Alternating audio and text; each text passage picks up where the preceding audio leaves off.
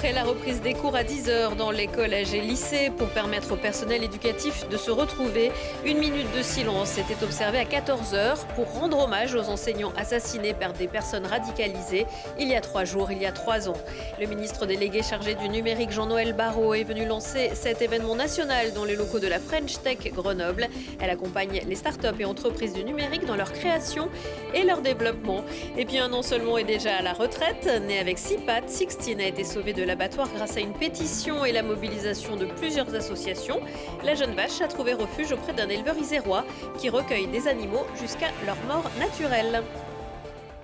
Bonsoir à tous, ravi de vous retrouver dans ce JT du lundi 16 octobre 2023. Du lundi au vendredi, à partir de 18h, l'essentiel de l'actualité du Grand Grenoble. Retour en cours, pas comme les autres ce lundi matin, même s'il pouvait faire penser à une autre journée qu'on aurait souhaité oublier dans tous les établissements scolaires de France, comme ici au lycée Champollion à Grenoble. Une minute de silence a été observée à 14 heures pour rendre hommage à Dominique Bernard, ce prof de français tué par un ex-élève radicalisé vendredi dernier dans sa cité scolaire d'Arras. Ce lundi aussi, cela fait 3 ans exactement que Samuel Paty, enseignant d'histoire-géographie, a été décapité sur le chemin de son collège de Conflans-Sainte-Honorine. Je suis très émue. Je pense à ces 2 professeurs assassinés et je pense aussi que partout en France, les quelques 12-13 millions d'élèves et 1 million de personnels sont avec moi, qu'on est tous en train de penser à ça. C'est ça qui me traverse l'esprit.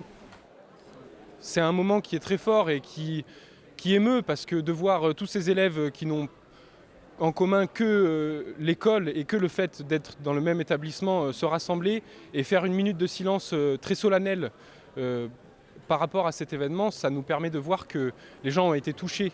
Nous sommes porteurs de valeurs qui devraient être, en fait, celles qui rayonnent sur toute la société. Et moi, je pense que notre mission est encore plus importante aujourd'hui. Parce qu'en fait, notre mission aujourd'hui, c'est celle d'exporter cela hors de l'école. C'est-à-dire d'imposer l'idée que, effectivement, c'est ça le modèle de société. Une société où on peut dialoguer, discuter, confronter nos points de vue, sans céder à la violence et sans être victime d'une quelconque violence de la part, justement, d'obscurantisme, de fanatisme, qui refuse, de toute façon, justement, ces valeurs-là. Une minute de silence a également été observée devant plusieurs mairies, à Grenoble, Pont-de-Claix ou Cessin et devant l'hôtel du département.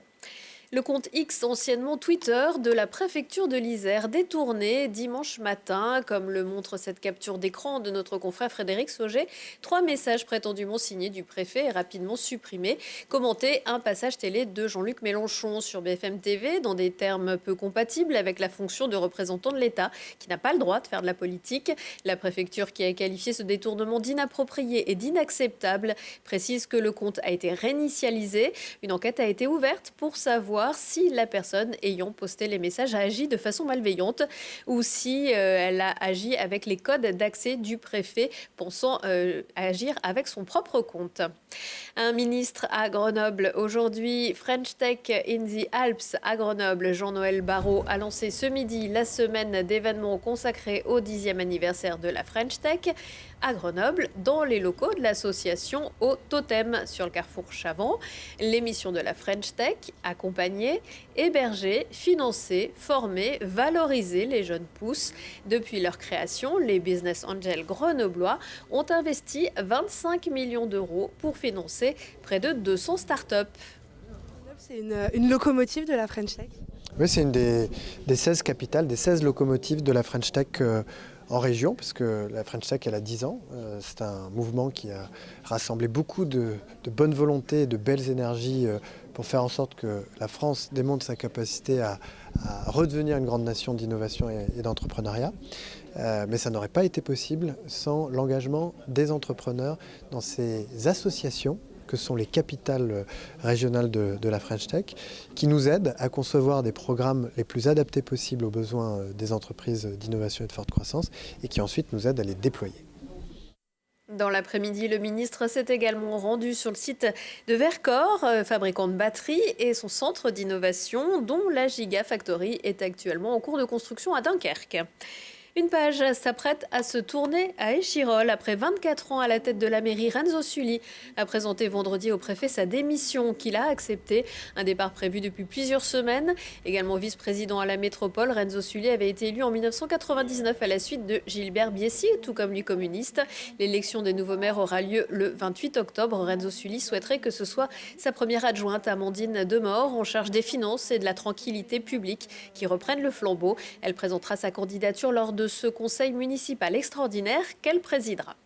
À Échirolles, où l'élu de la majorité, Mohamed Makni, ne s'est pas encore vu retirer ses délégations. En revanche, après avoir été suspendu du Parti socialiste, il est visé par le parquet de Grenoble pour une enquête pour apologie du terrorisme. Après les attentats du Hamas, l'adjoint en charge de la propreté urbaine avait posté un message sur Facebook qualifiant cette intervention d'acte de résistance et le gouvernement israélien de fasciste. Message effacé depuis.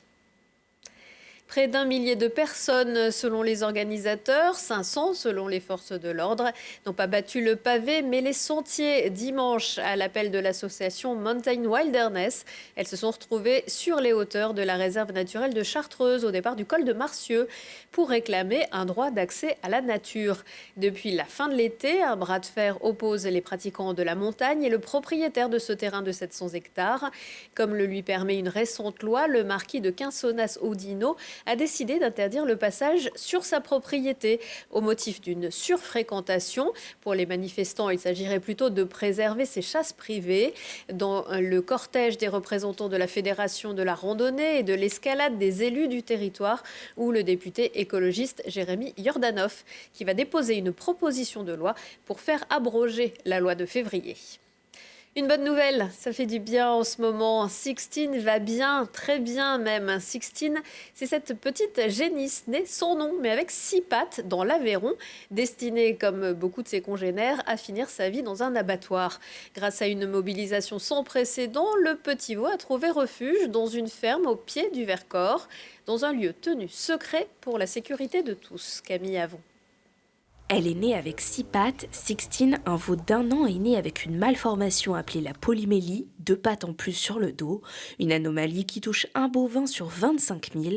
Pour y remédier, Sixtine s'est fait enlever ses 2 pattes sur le dos lors d'une opération, une tâche très délicate pour un si jeune animal. Pour elle, son chemin était déjà tracé, elle devait ensuite partir à l'abattoir pour sa viande, mais l'OABA, l'œuvre d'assistante aux bêtes d'abattoir, en a décidé autrement.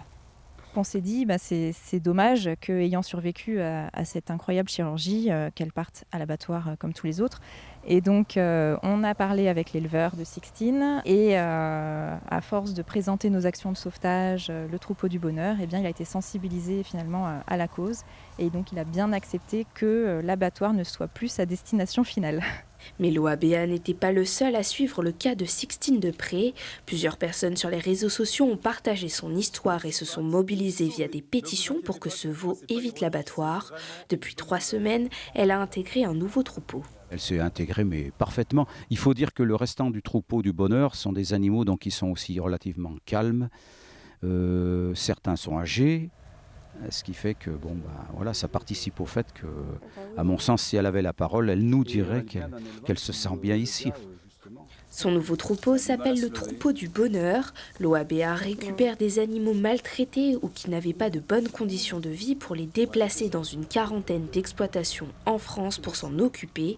Ici, on ne produit rien, même pas du lait, mais du bonheur. Et il faut bien préserver ces animaux et lorsqu'on peut arriver à leur offrir une vie un peu plus paisible, il ne faut pas s'en priver. Des dons sont aussi possibles pour soutenir l'OABA dans leur mission ou pour parrainer un animal du troupeau du bonheur. Un autre troupeau du bonheur, enfin pour l'instant celui de la descente des alpages. La 13e édition a rameuté les foules samedi dans les rues de Grenoble. Une vingtaine de vaches du Vercors, de Chartreuse et de Beldonne ont défilé parées de leurs couronnes de fleurs et de leurs clarines. De nombreuses animations avaient également été prévues. Lina Badreddine et Lucille Dailly ont rencontré des spectateurs vachement contents. Pour frotter dans les bois, dans les prés, du côté de nos gens. Et bravo à vous! Wouhou! Bravo! C'est la première fois que vous venez en centre-ville? Vous êtes la star ici? Ah oui, en centre-ville en tracteur, oui, c'est la première fois que je viens en centre-ville en tracteur. C'est pas magnifique ça justement, Grenoble au son des cloches de vache? Ben exactement, se réveiller le matin comme ça avec ça. Ça change des cloches de l'église. C'est encore plus joli je trouve ici. Les vaches là. Moi j'adore ça. J'adore en plus la descente des alpages parce que ça, au moins ça rapproche ceux qui habitent dans la ville et ceux qui habitent dans les montagnes pour qu'ils fassent connaissance et plein d'autres choses. Que je passe un excellent moment. Mon verre est vide mais c'est pas grave, je vais le remplir dans pas longtemps. C'était l'eau de source de montagne de Grenoble. Exactement. C'est vrai que c'est assez original et on attend ça tous les ans. Moi je viens tous les ans pour voir et ça met une petite touche d'originalité dans les activités de la ville. Et on est aussi venu manger de la tartiflette. Ah oui, la tartiflette, on va y aller direct. Elle va être excellente, je pense, comme le gratin l'année dernière. C'est formidable, on est à Grenoble en études et on a découvert ça et c'est formidable. Et là, c'est là qu'on sent que Grenoble est une ville de montagne. Ah bah complètement, là oui, là ça rappelle la saison de ski qui va bientôt commencer, etc. Là on est content là, franchement, des belles bêtes, là, ça donne envie. Vous avez hâte du coup? Ah oui, la tartiflette là, là j'ai hâte. Voilà, la plus grande tartiflette du monde, évidemment. 850 kg de pommes de terre, 75 kg de lardons, 50 kg d'oignons, 220 reblochons et 350 litres de crème. Le bonheur sera-t-il dans le Pré mardi soir ou plutôt sur la pelouse du Stade des Alpes qui accueillera la rencontre de football espoir entre la France et Chypre? Un match de qualification pour l'Euro 2025, coup d'envoi à 18h30. Les Bleuets encadrés par un certain Thierry Henry. On vous en reparle demain. Quelques résultats du week-end. Il ne faut pas compter sur le FCG pour sécher les larmes des amateurs de rugby. Grenoble est allé encaisser sa 4e défaite de la saison à Brive. Brive qui prend le bonus offensif avec 6 essais et un score de 38-26. Les Brûleurs de Loup ont eu très chaud, menés 3-1 par Marseille. Les Grenoblois sont finalement imposés 6-3 à Pôle Sud. Ils sont 4e de Ligue Magnus. Et puis retour gagnant du Supercross au Palais des Sports de Grenoble qui lançait le championnat de France. Cédric Soubeyras, champion de France en titre, s'est imposé samedi après une chute la veille. Se changer les idées ou pas au spectacle.